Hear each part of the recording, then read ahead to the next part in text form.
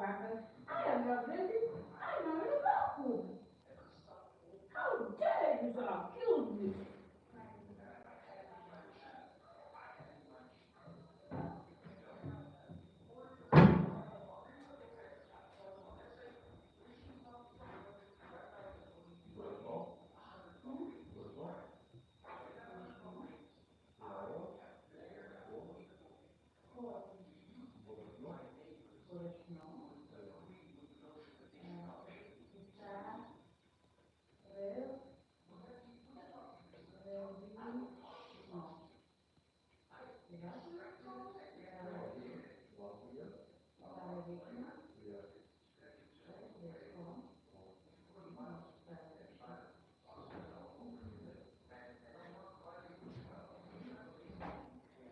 Tisarevichno.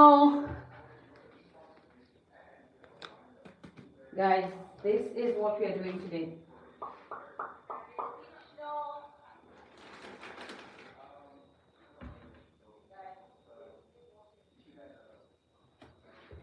Vuda, voo.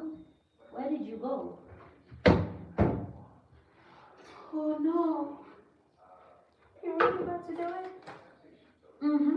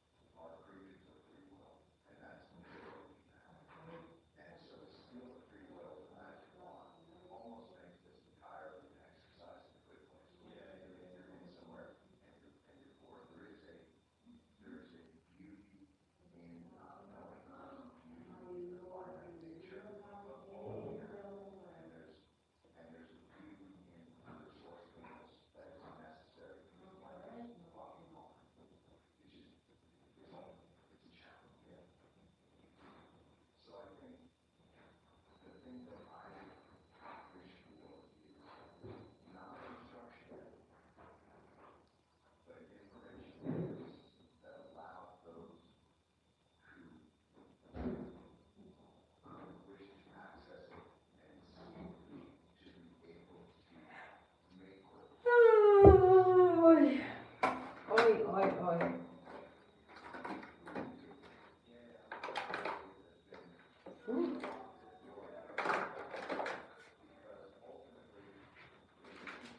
Why did I leave this here?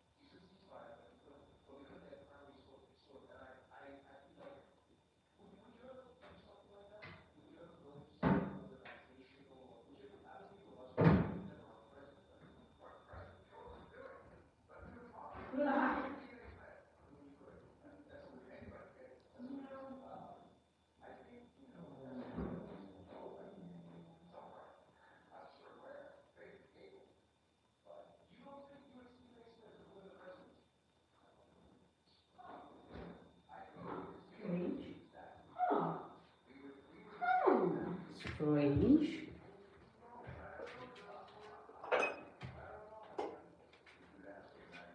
If you ask me what I'm doing, I wouldn't know what I'm doing. Okay, I'm gonna read this name the way I see it. I can't read the other ones because, okay, it's Kaksh. Kaksh? Hi Kaksh. And there's Tony. Hi Tony. And then we have Super Stube. Hi. Salam alaikum. Yeah, I think I read that right.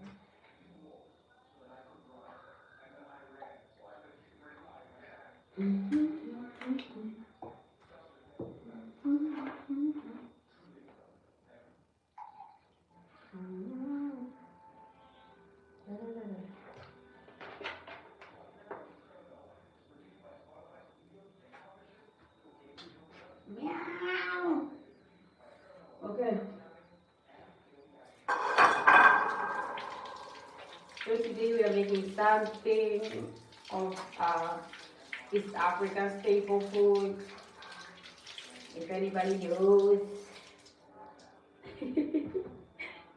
East African staple food is what? If somebody knows. Anybody? Nobody? Okay. So I'm going to start by cutting this beef that should have melted a long time ago, but it refuses to obey my orders. So let's decrease this.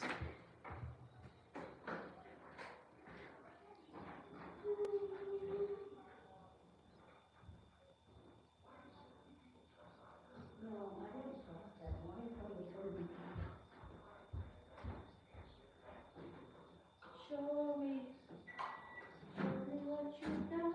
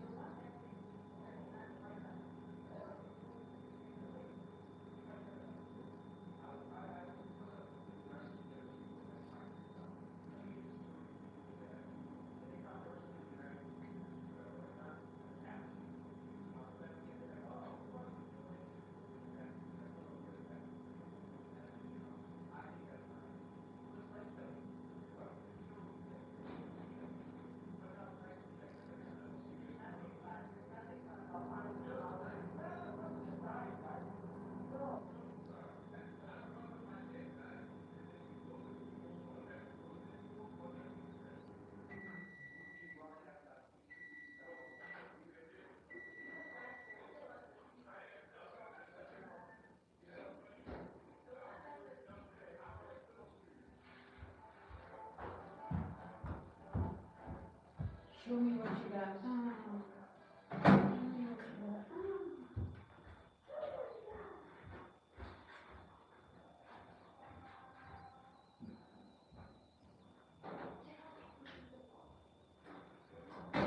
This is not it. What you signed up for. This is not it. Very, very quiet, peaceful neighborhood. That's what they say. That's what they say.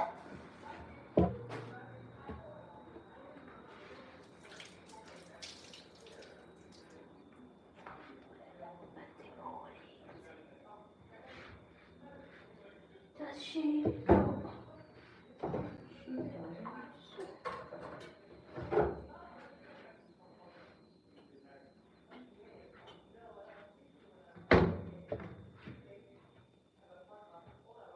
Hi everybody that is saying hi. Babe?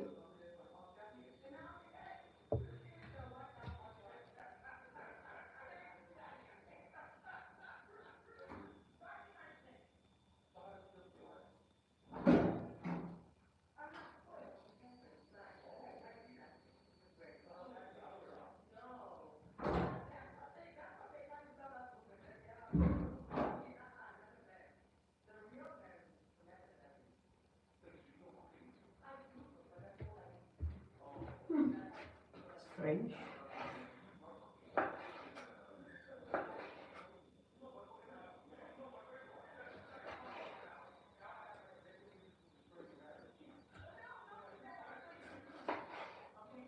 So today I'm making this wet fried pork, and for some reason pork annoys me when I cook it and it's like soggy. I want it like crispy, dry.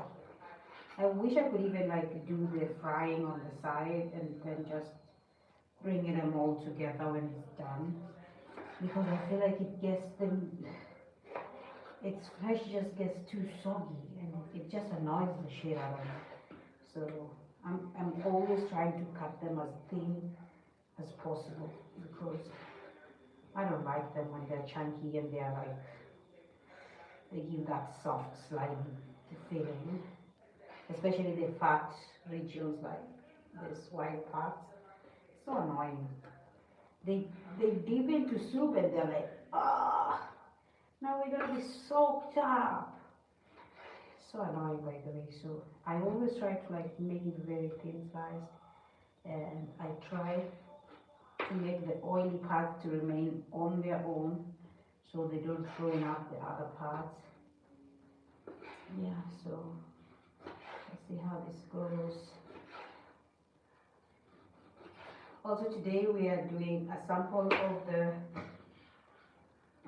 veg I've been aging for 2 days. That veg, this veg, yeah, the one with milk, the one that I was aging with milk, that one. So that's what we're doing today. We are doing it with pork.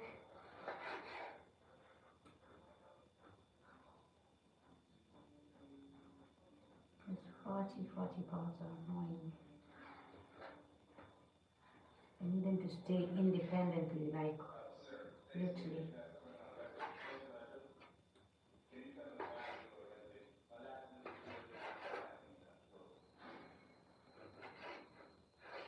Okay, and we're done.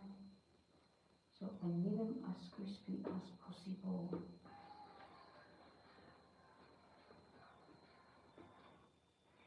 Especially the fatty areas.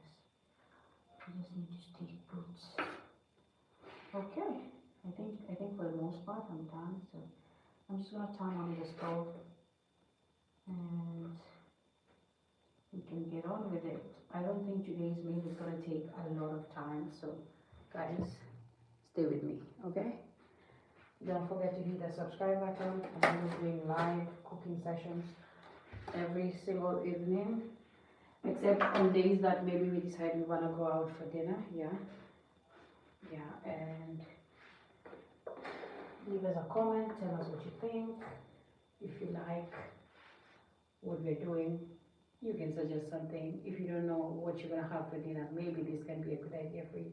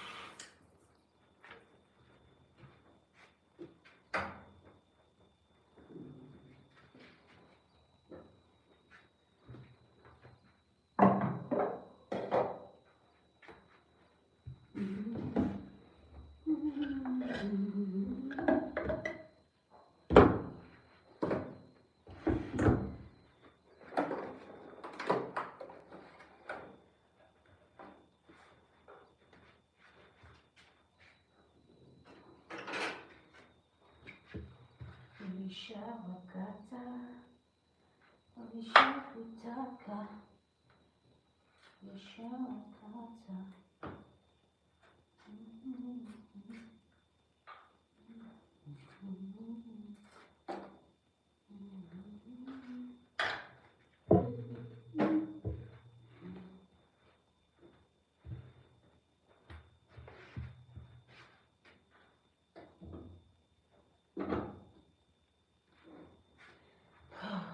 Oh my God, I almost used that thing now.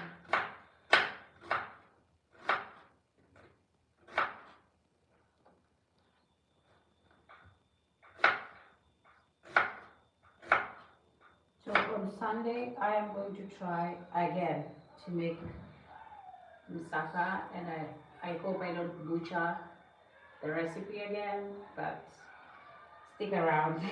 But I really need to try making the bechamel sauce like prior to cooking, so I don't screw it up during cooking it. Yeah, I'm gonna be like practicing bechamel. I mean, apart from that, everything else is just a lay and put and lay down thing, kind of. Yeah. So also the mince meat that we used last time was tasty. It was a combination of pork and beef. I have never tried that mix, but it was like two meals coming together and like doing their best. So I found it to be very tasty, and I've always just thought there's only a single mix of one thing. Like I never thought minced meat can come in two variations at the same time. So yeah, I also have my coriander over here. It's surviving. I mean, it's part of it is turning yellow, but like I'm still taking it piece by piece, trying to save it. So the yellow ones are the ones I take out because otherwise they keep damaging the others.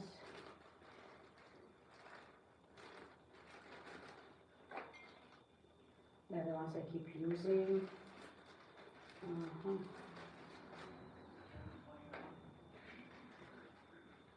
Also guys, while you watch, please don't forget to subscribe to the channel.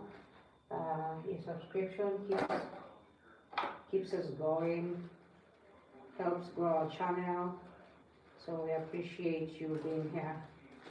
Yep. I think I've removed all the yellow for today. Nope, there's one at this corner. Oh, yeah.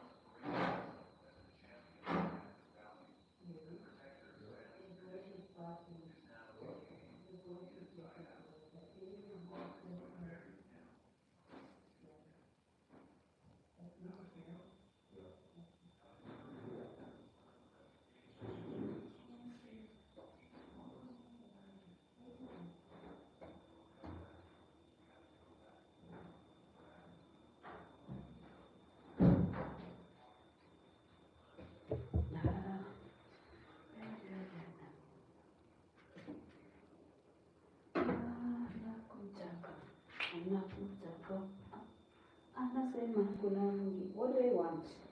Oh yeah, I'm supposed to dump these and cut the others.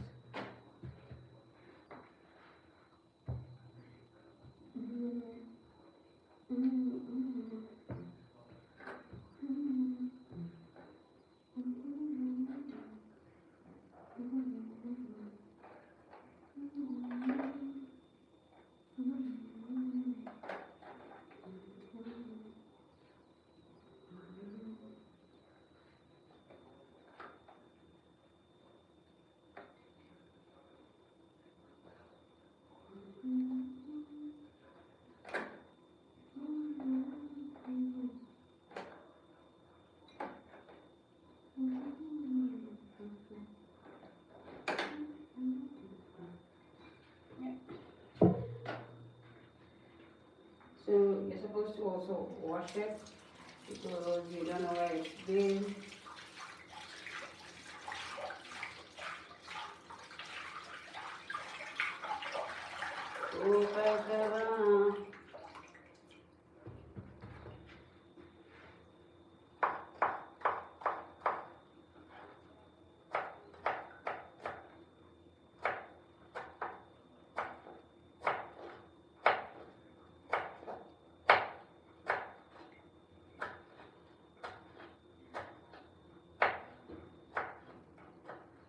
Yeah, so for anybody that is new to this channel, I do live stream fitness every day at the gym because I'm trying to be fit and because I want my body to thank me when I'm turning 102.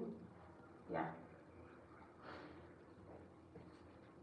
But there's one day that I don't do. I don't go to the gym and I take a rest. And that day is Saturday. So on Saturdays, I only do dance fitness at home. And yes, it's not perfect. It's just, I follow the music just so my body can move in sync with the music and all that. And basically it's just for making sure I am still active, I'm sweating, you know, just to keep the body alive, okay? So every Saturday I do that, and every other day of the week I do the fitness live stream at the gym. And then there is every evening where I'm doing the food preparation, meal preparation, cooking thing. Yeah, so, oh, I almost got this without the grater.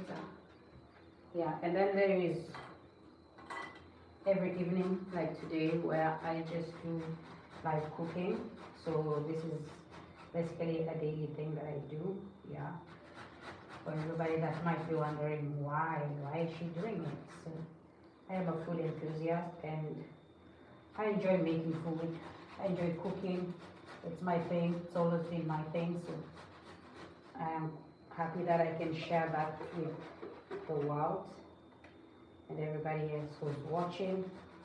Everybody else who subscribed to this channel, thank you so much for keeping us going. So I appreciate it. It might not mean anything to somebody else. It might be like the smallest thing ever, but to me it's a big deal, and I really appreciate everybody that keeps subscribing to my channel, everybody that leaves us a comment, everybody who's kind. Yeah, I mean,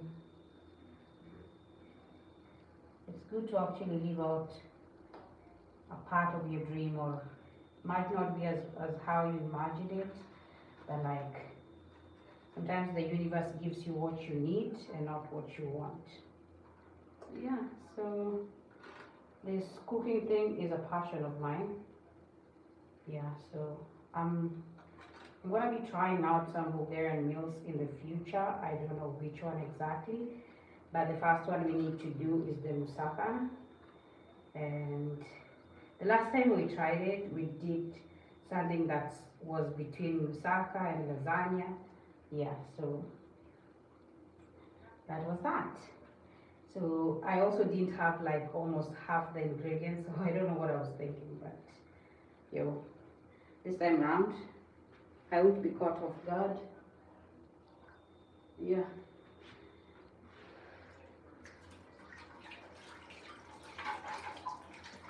So the tomatoes are ready, the onions are ready, the coriander, aka the dania, is ready.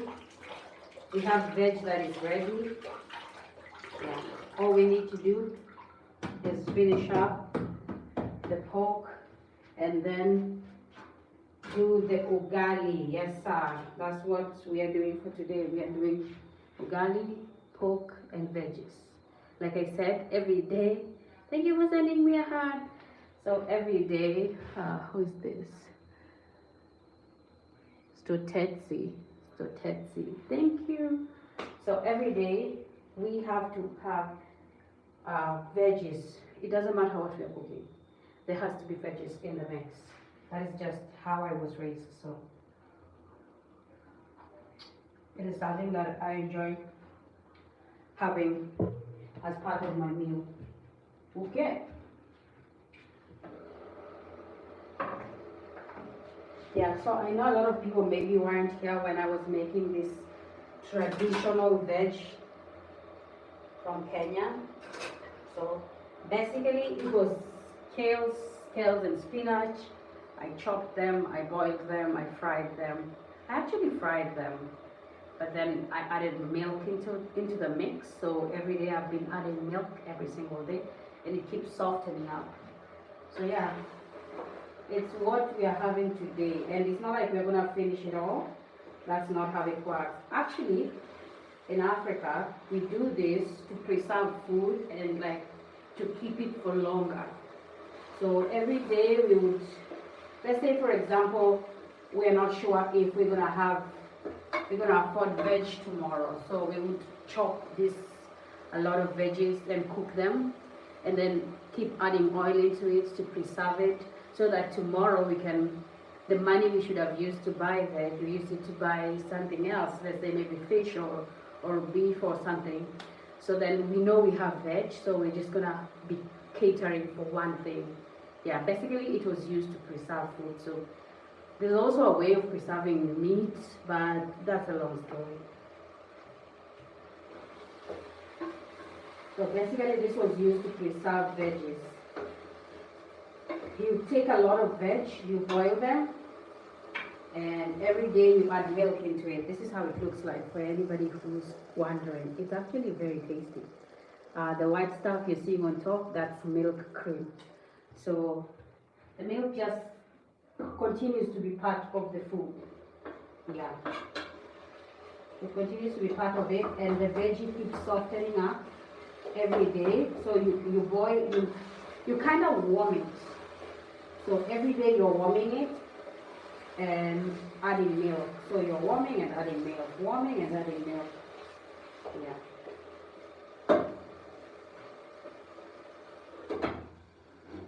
Yeah. Just going to reduce the heat because it doesn't need all that. Okay, so let's get into the.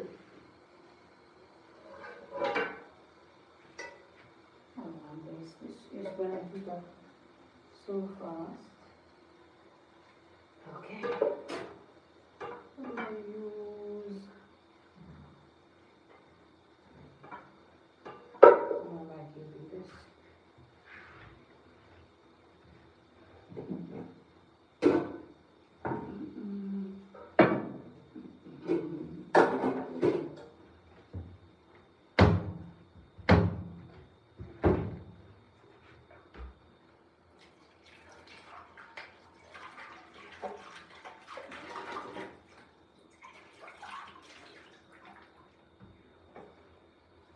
So now we're going to fry the pork. Yeah, and pork from here doesn't need much time on the stove. It takes less time to cook, just like every other beef that I've come to realize, every other meat that I've come to interact with in this side of the world.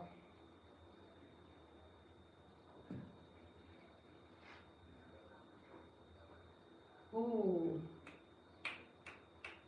I just need the oil like to start it, because it's already pork, it has too much oil in it. So I just need this so that the water from the pork doesn't stick on the pan.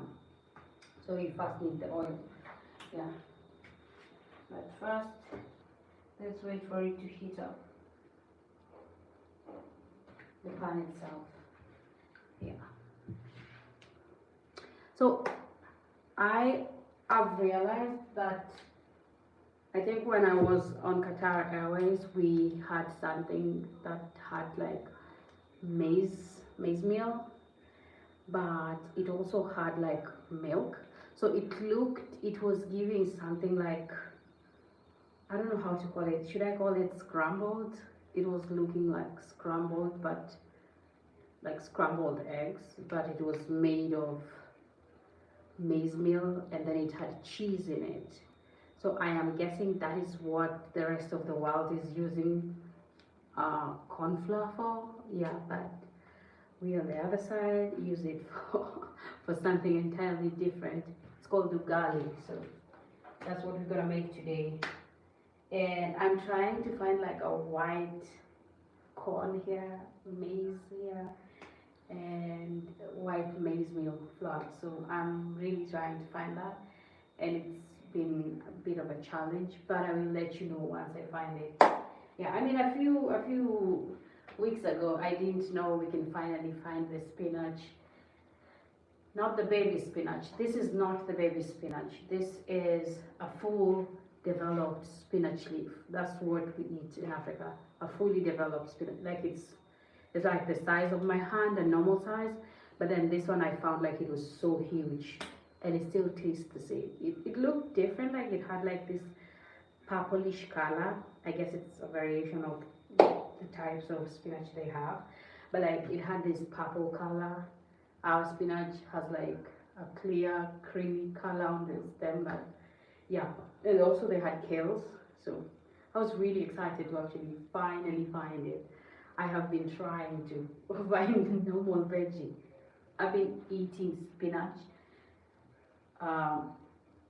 mixed with other veggies at home.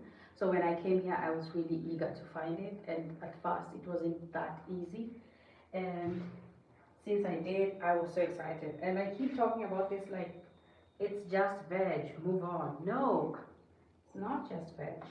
Like it was something that I really tried to look for a long time. Like when I first came for a visit, it wasn't available. We couldn't cook either, so like it's a long story. But then I came back and we also tried to find it then, and we couldn't. And then finally we did find it.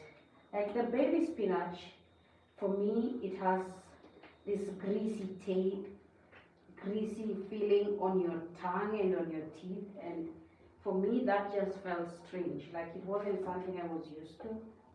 So when I finally found a fully developed spinach, I was excited. Yeah, so I cooked it, did it. You can go check it out on my page. Yeah, there's several meals that we have made ever since. So yeah, you will find it there. The day I was boiling it. I think if not yesterday, it was the day before yesterday. So yeah, you should check it out. For anybody who's wondering like, what are you drinking? What is that? This is just sparkling water with syrup. Yes.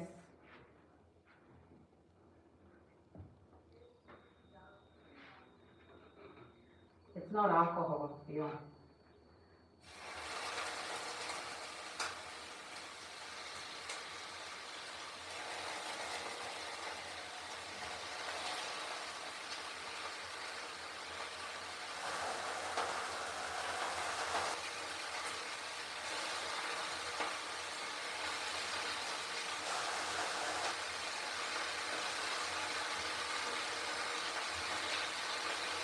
Yeah.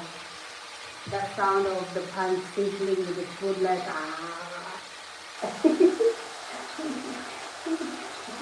It's not like exciting. It's like, ooh, stay away from me. Okay, I'm sorry. You know? So while we wait for it to finish up, I always clean up what I have made while I wait. But I also have some clean dishes over here that I need to clear. Like this.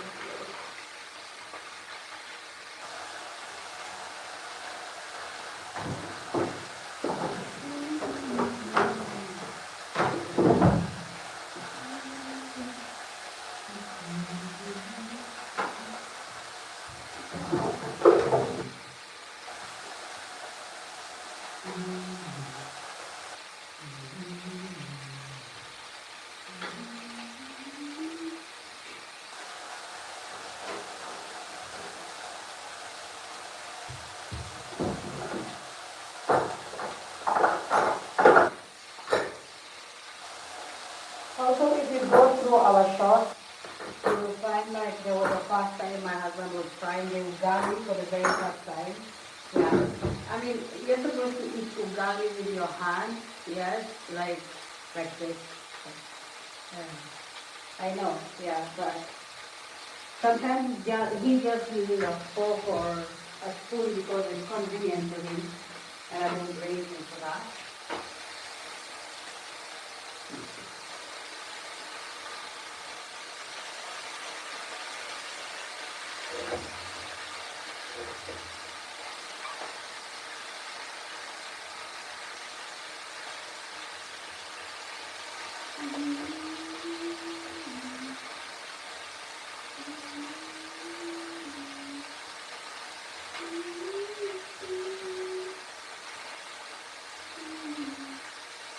So I'm flipping them on the other side because I don't want the one side to be more roasted than the other. And the pork really is fighting for the space here. So yeah, it's also competing to go.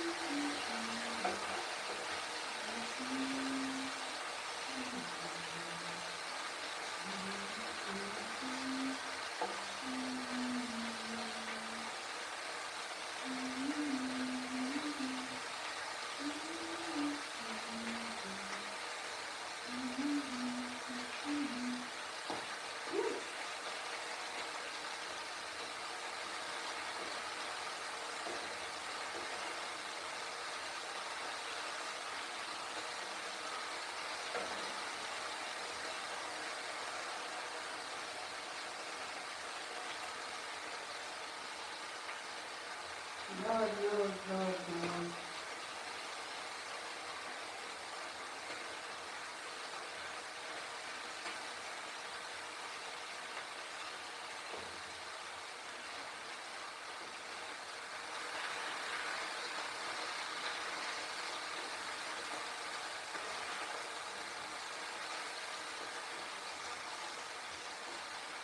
I like my pork crispy, and if I had put it without putting the oil, I would be changing the pan right now because a lot of it is like removing the juice and leaving it to stick on the bottom part of the pan, and that really prevents it from being crispy. So without the oil, this would have been a problem.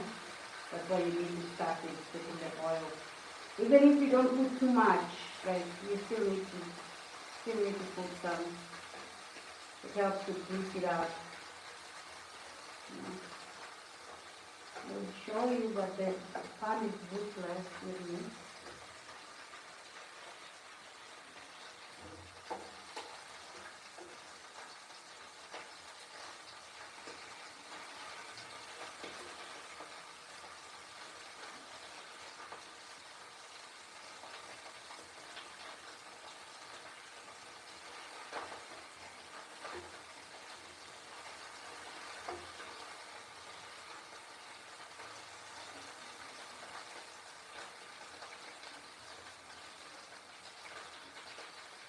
So like I have to keep turning them because the other side is not as loud as the first side.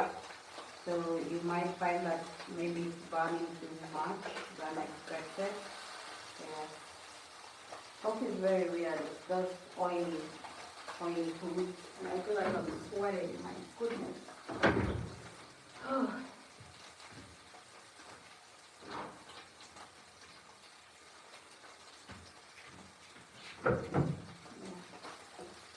Just getting filled with smoke because my eyes are here.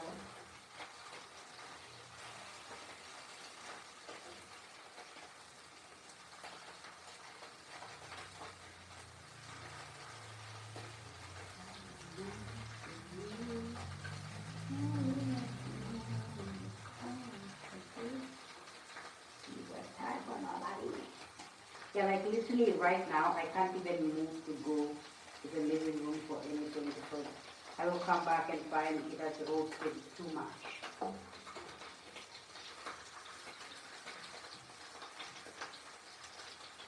And the worst part is, the more it's roasting, the more the sizzling sound goes down. So you can't really tell which one is which one needs your help, which one doesn't. So I have to keep turning one by one.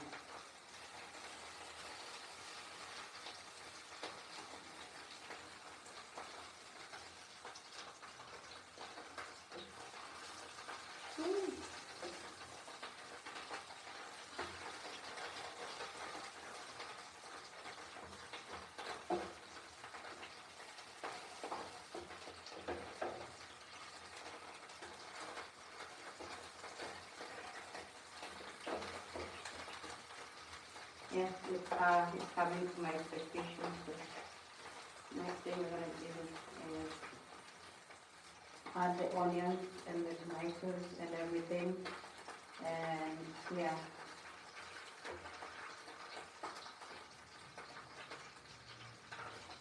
So with pork, I don't like adding oyster sauce. I feel like oyster sauce works more for me on beef than with pork. I mean, it helps thicken the soup, but pork doesn't need the soup, so there's no point. With pork, it needs something like hot and sweet, which is like glazing. It's like you're glazing it up. Yeah, so basically everything has come to my expectations. They're all deep brown and crispy. Yeah, they're giving bacon right now, literally. So I'm gonna add the onions.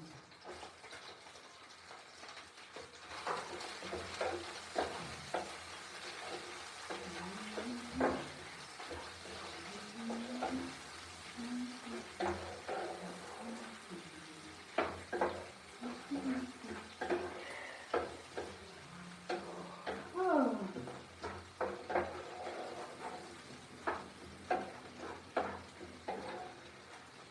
Yeah. Hitting the nail on my expectation. So today I don't have bell peppers and green and red bell peppers, but I also wouldn't want to add them because they will produce the juice, and I don't need any juice on this. I don't want anything to be juicy. Even the tomatoes, I'm putting them basically just to suck up to it. But in reality, I don't need anything to make it juicy. I need the tomatoes to just stick, and then because I know the tomato juice I can control, it can dry up. But with the red onions and with the red bell peppers and the green bell peppers, basically the bell peppers, they're gonna add like too much soup into it, and I don't think I'm looking for that for today. Yeah, it's like the way people like their bacon crispy. I like my pork like that as well. Like not soggy and wet, just crispy.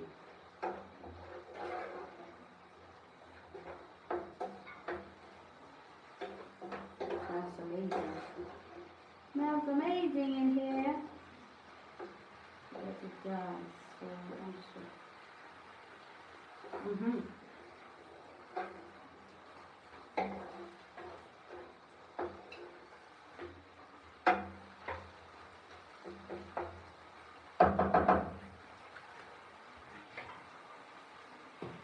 So like I said, the salt from here is a fine grind. It's dancing like very tiny particles. And even the one that I've had it's not even there. It's barely there. So like I have to add a small drop of things to give it taste. Yeah, I can do black pepper.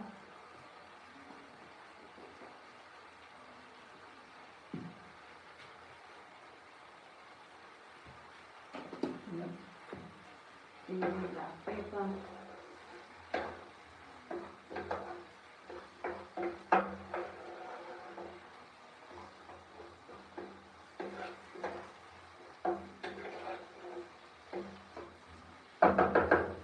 And And then the next thing I'm going to do is the hot and sweet sauce. Yeah, if you have some here.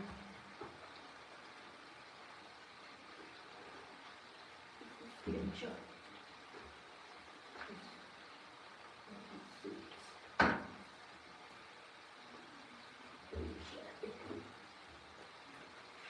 This is hot and sweet.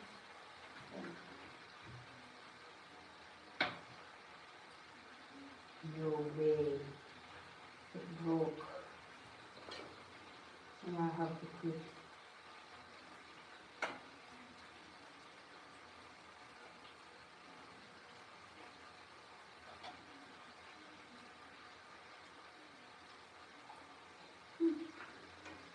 Not so much. Okay. So I'm just gonna add not so much, but a little bit. So like I said, I'm looking for the glazed look, the honey and something like honey and chili. That's what I want with pork. Yeah. Yeah, alright. I feel like I'm just gonna add a bit of black pepper because the one that I did, I'm not tasting it very well. So let's add this on top.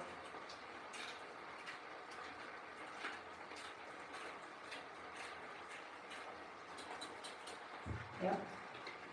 And just like that, guys, it's done. So this is how it looks like.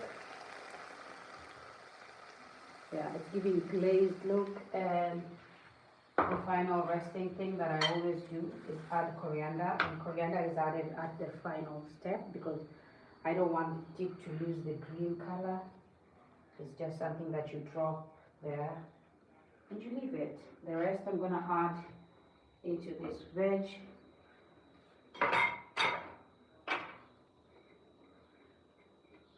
Yeah. Now we move on to the next meal.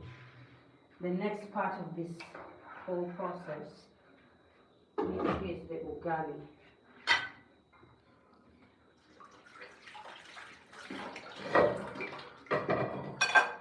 So for the ugali, you need to boil the water in a pot or a pan. So we're basically using a pan because we don't have a sufuria. A sufuria is like a pot, but it's like it's not a non-stick pot. Because with ugali, if you're cooking it, you need something that is not non-stick, because with the non-stick you have to be constantly turning it. And with the other one that is not non-stick, the pot that is not non-stick, that's how you know if it's cooking, because we tell by the crust on the bottom and the aroma that it's giving. Yes, so here we still don't have a pan that is not non-stick, but we're surely gonna get one soon, because this ugali marathon is not going anywhere. Okay. Okay, so this is the pan that I picked because it's heavy, it can maintain the heat. Yep, this one. So just gonna add into the water.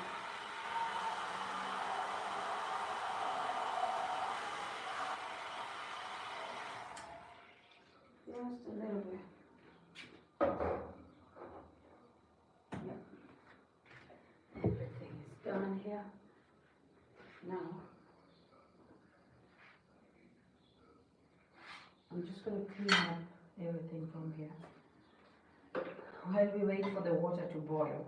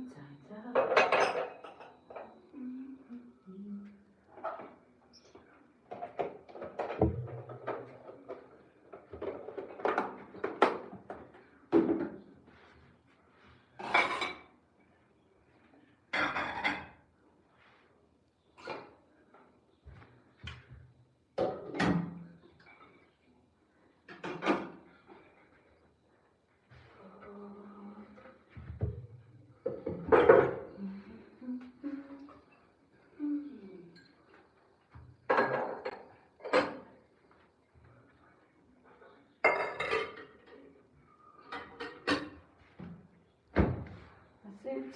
Let's clean up the ones that are now dirty.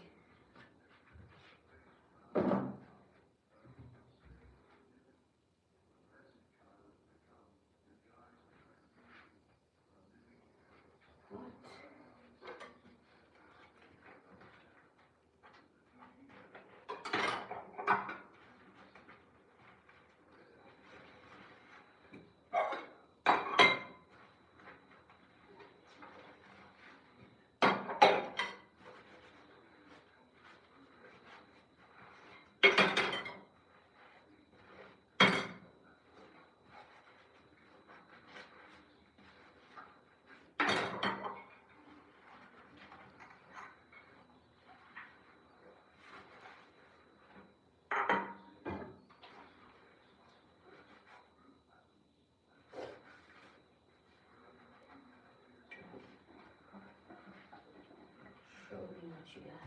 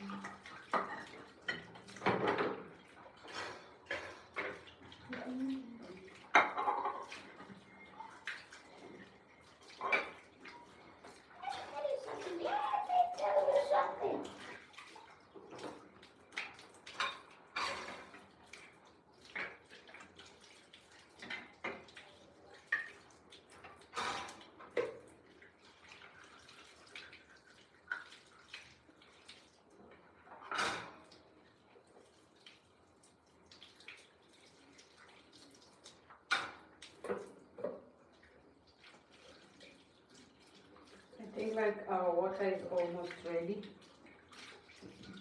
close to a boil. I think even it's boiling slightly.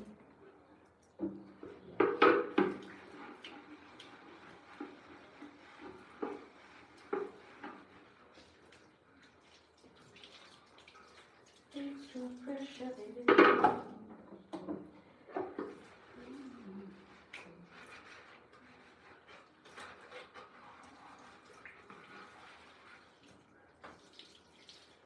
You put your life on pause. You follow me where I'm going. You make me take me to stop alone.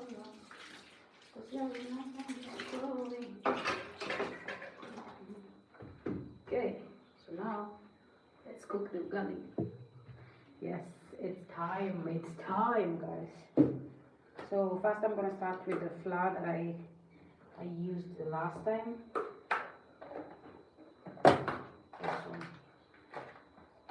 It's halfway, so I know it's not going to be enough. That's why I need that to be close by.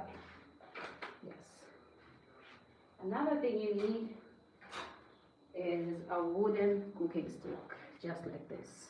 A wooden cooking stick. It's called a mwiko in Swahili. Yeah.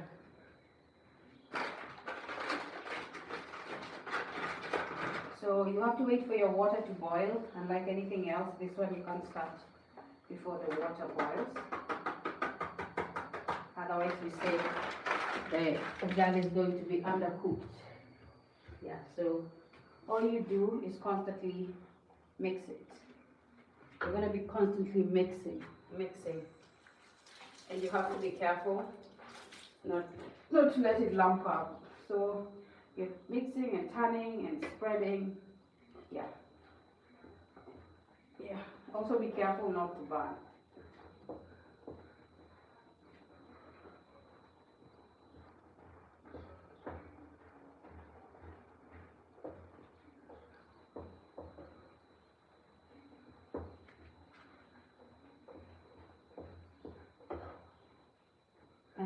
if you've added too much flour in the beginning, like I am suspecting I have, you can just add water, wait for it to warm up a little,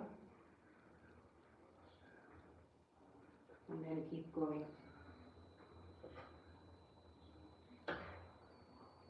I was underestimating that flour, and it was a lot.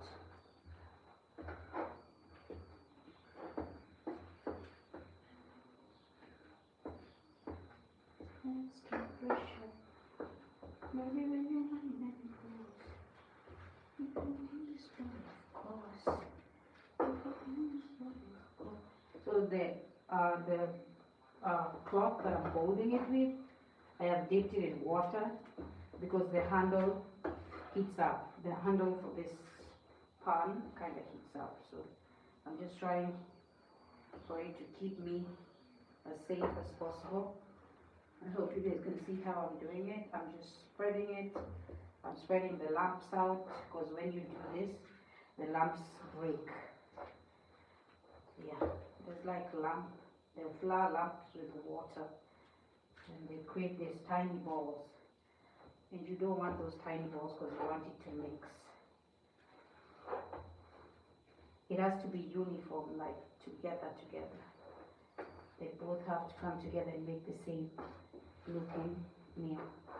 Yeah, so the problem with the non-stick pans is that when they stick, the flour comes up and it mixes up with the ugali, which is not according to the plan. It's not supposed to be like that. So how I manage to cook it here, I just keep turning it, no breaks, nothing. So we're just working on heat, turning around, going up, going down. But how it's supposed to be cooked on the pots that don't stick, you're supposed to turn it like this. You cover it with a lid, and you keep uncovering it and turning and cover and turn and cover. Like basically you're giving it chance so that the heat can run all over it. But that is something that non-stick pans don't offer, so I have to manually keep turning it while the heat goes through it. Yeah.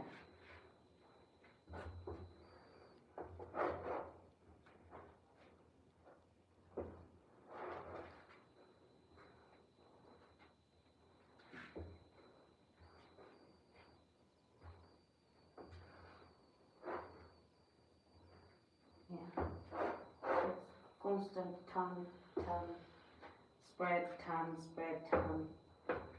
Yeah.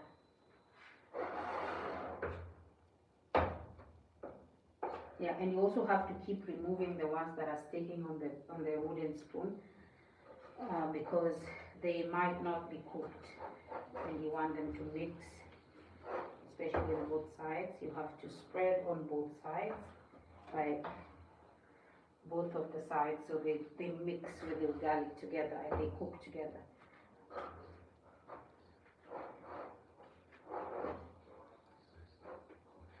But I've realized that the ugali is literally almost everywhere. I mean, I went to South Africa and they had a similar thing. I think they call it a different name, but it was basically ugali. I mean, I've seen Tyler cook it on Vogue. Yeah. And the way she was cooking it was crazy because I don't know if I've ever seen anybody add oil to ugali. I've seen people add butter, which is like modernization of the recipe, but there's no butter anywhere. There's no butter anywhere. Yeah, so I've seen a lot of some Kenyans like trying to make the ugali fancy and add butter. But the main recipe doesn't have butter. It's just because, like, where would our grandmas get the butter from if this is what they were cooking from back then? Nowhere. So there was no butter in the recipe. So this is what I'm talking about. This crust keeps pulling, and like it's the one thing that I'm trying to avoid, because once it pulls, it sticks to the ugali. And it doesn't let go, and it wants to mix together. So it becomes a problem for me.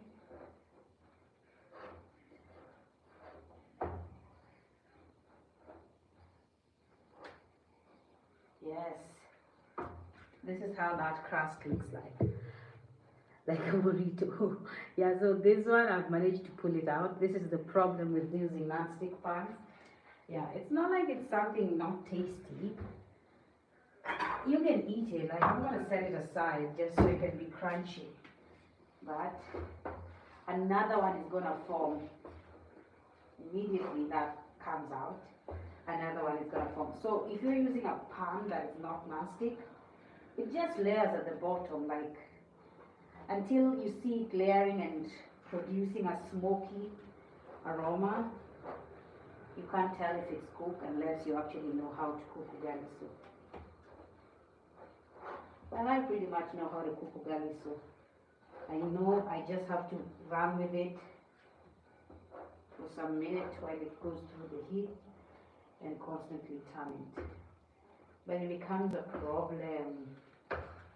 Non-stick is a problem for cooking ugali. It's a complete problem. I literally need something that doesn't peel up, doesn't let me roll. I want something that would let it stick so I can like take it out.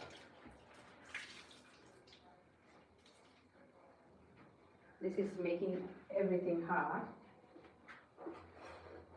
because sometimes you also just want it to sit and like take in that heat. Like you want the heat to walk in on it, like just keep soaking in it.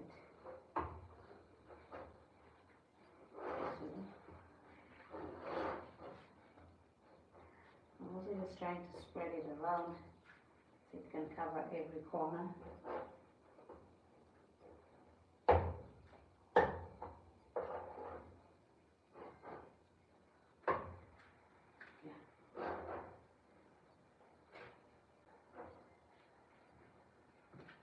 So it's basically supposed to look like something like this, but it's not supposed to be overly sticky on your hands.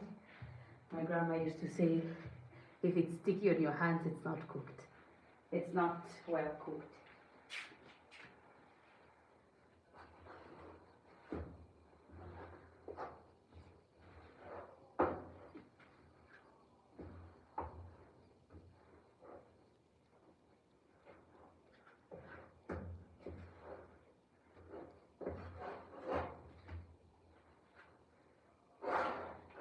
So the lumps are gone.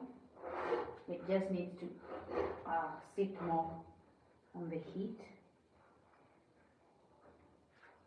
That's why I'm trying to spread it all over, because any part that is open is a part that is open for crusting, and I don't want the crusting. Yeah, so this is basically like a Dorito or something, the wrap, but it breaks up because it doesn't have wheat flour in it. So it's just like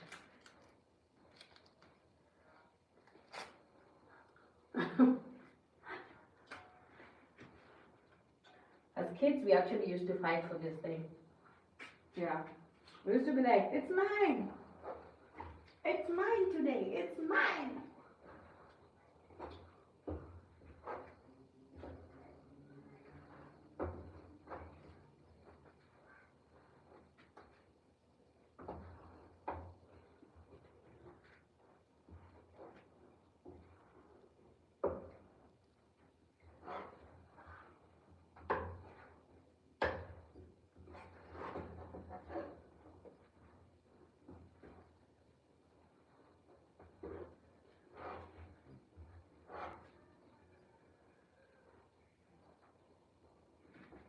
Okay, I'm really trying to spread it and let it sit for some time.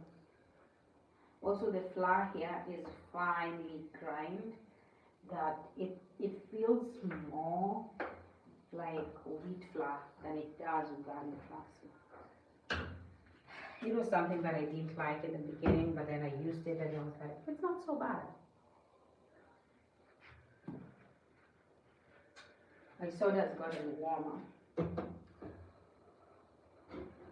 The veggie is still doing well.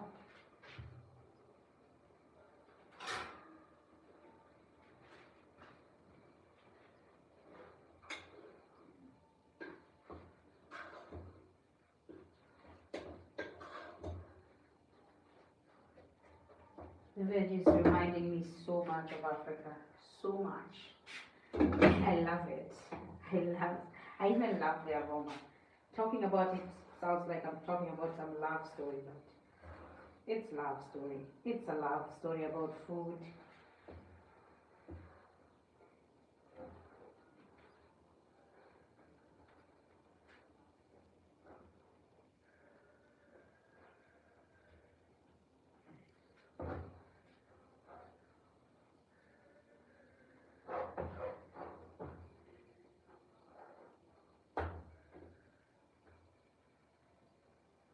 Also, when the ugali is cooking, it changes color.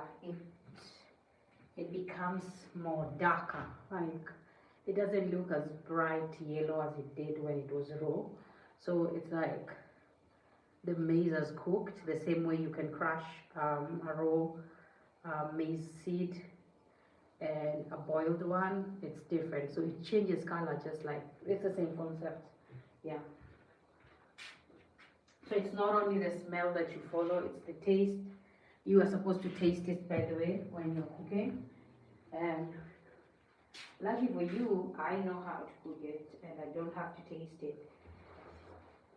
Yeah, so.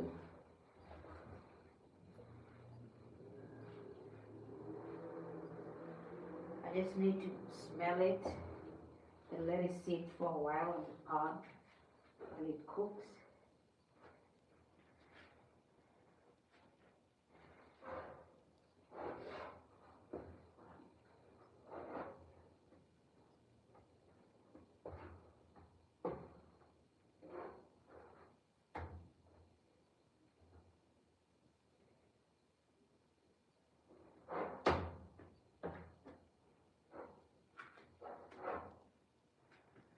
Oopsie.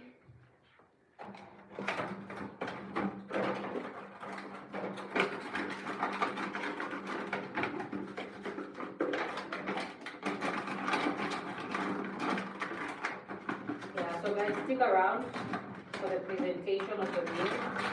Don't go anywhere. And for those that haven't subscribed, please subscribe to my channel. Thank you. We do live cooking every day, only that today the timing was, the food that we are cooking, almost half of the meal was already done, which is the veg. But usually we do everything from the scratch, from the veg, to the protein, to the carbs, everything we are always doing it from the scratch. So only that today we already had cooked the veg from the other time. So the timing didn't take that long. Usually it takes like roughly 1 hour to cook. But I think it took like 40 minutes, I believe. Oh yeah. The 1 hour is clocking in. So about ugali. It's giving what I'm looking for. So you just have to keep turning it. You have to keep turning it, changing one side. The one that is facing up now goes down, and the one that was down comes up. Oh, that is how you do it. You just have to keep doing that. That is how that is cooked. So, like I said, if I was using a pan that wasn't non-stick, I would spread it like this and cover. But since I don't have that yet, I always just use this. Yeah, also if I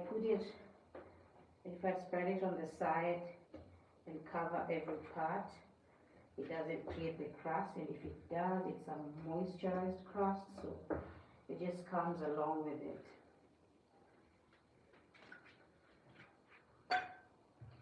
Also, for a lot of people who are like wondering, how does it taste like? Tastes like nothing. Basically, if you don't use the stew and the veg together to eat it, you will find that it has no taste. But it's like imagine boiled maize, or well, roasted maize would taste more like ugali that has been cooked on like maybe a coal stove or a firewood stove. But like boiled maize, that is exactly what it tastes like. Boiled corn. I'm not talking about the baby corns that sometimes are found in restaurants.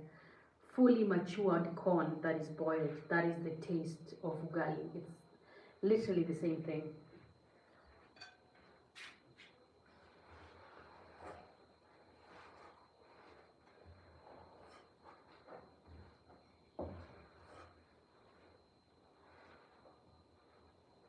Ah, I think the ugali is ready. I'm gonna take it out, serve our meal, present it, and then stick around, guys. Stick around. Presentation is always good. Presentation is literally the reason we are cooking.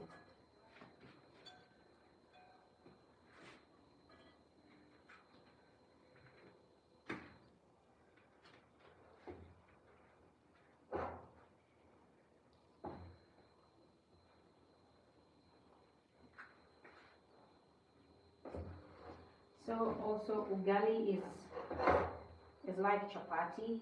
It's something that after you cook it, you have to cover it for the moisture so it doesn't run out of moisture. Yeah, when you're done, you make a ball. You roll it into a ball because you're supposed to serve it. Yeah, you're supposed to serve it on a plate. Yeah, so you try and make a ball. Like what I'm fighting with here, where it's sliding. So I'm just gonna clear that because I don't want to use more plates. And turn it around, turn it around. Like I said, this pan is the devil.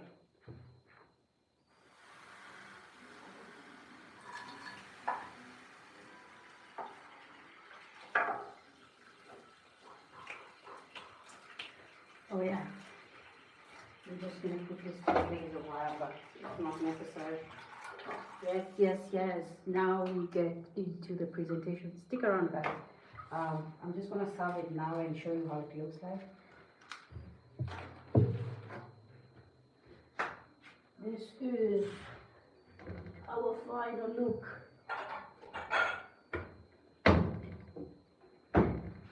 So fast, we serve the veg.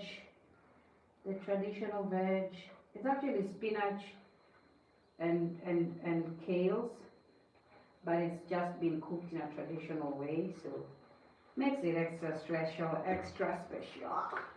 I'm already getting excited just by looking at it. It's crazy. Like, yes, oh my god, it's giving me the it's crazy how I look at it. Oh my god, I'm in love with this meal. I'm in love. Then we add the hot and sweet fried pork. It's going top, top, top, top, top, top, top.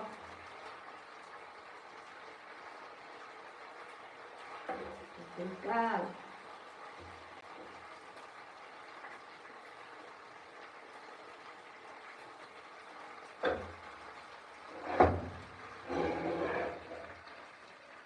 The next thing you want to do is cut the ugali. So usually we cut the ugali with the blunt side, not the sharp side, because if you cut the sharp side, you're making it, you're ruining the sharpness of the knife. So basically you're making it blunt. So